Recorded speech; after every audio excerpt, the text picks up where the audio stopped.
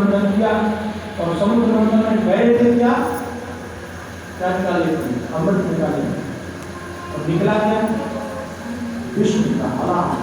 कल स्वामी सुना है श्रेयांश बहुत अच्छे काम में विद्वान है, लेकिन भयवान को कभी हार नहीं मानना। आप खड़े रहो, नहीं तो उन्नति के रहे। जहर मिला तो जहर लेकर के कहाँ गए सब लोग?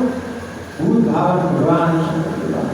अच्छा शिव जी वहां नहीं गए थे जहां अमृत निकल रहा, समुद्र मंथन जहां हो रहा था, शिव जी ने कैलाश में किसी ने भगवान शंकर से पूछा कि महाराज आप जो है वहाँ अमृत निकल रहा है वहां क्यों नहीं गए? तो शिव जी ने कहा जिन्हें मरने का डर हो अमृत की यहाँ तो मौत ही नहीं आती, इसलिए अमृत पी के क्या करेंगे? और जब जहर निकला तो देवता भाग खड़े थे, भगवान का डरती क्यों? तुम्हारा जहर कौन काम करेगा? शिव जी, उनके पास चलो चले। वाल्मीकि रामायण में बड़ी प्यारी बात आती है, देवताओं ने भगवान से कहा कि शिव जी से हम कहेंगे क्या, जब अमृत निकालने गए थे और हम अमृत जो है उसको अमृत जहर निकला, अमृत होगा तो हम पी लेते, जहर आप काम कर लो इसलिए हम आ रहे हैं, ऐसा नहीं बोले।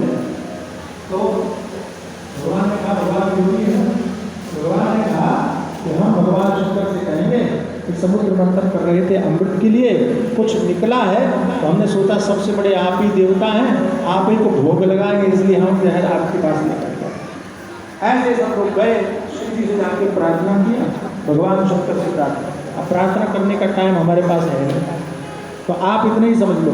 देवताओं से भगवान ने कहा क्या चाहते हो? बोले महाराज रक्षा कर लीजिए, इस हलाल का पान कर लीजिए।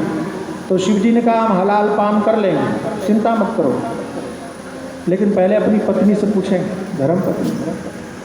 पार्वती जी से पूछा, अब भैया कौन सी ऐसी पत्नी होगी जो अपने पति को कह दे कि जहर पी लो? होगी कोई ऐसी? हाँ आप तो नाम बोल रहे, लेकिन आपको कुछ भरोसा भी नहीं। इलाही ने कुछ भरोसा तो दुनिया बदल गई और महाराज इतनी बड़ा नाटक नाटक बहुत ज़्यादा हो गया। भगवान शंकर ने कहा पार्वती जी से, आशा प्राणपति सुनाम विधेय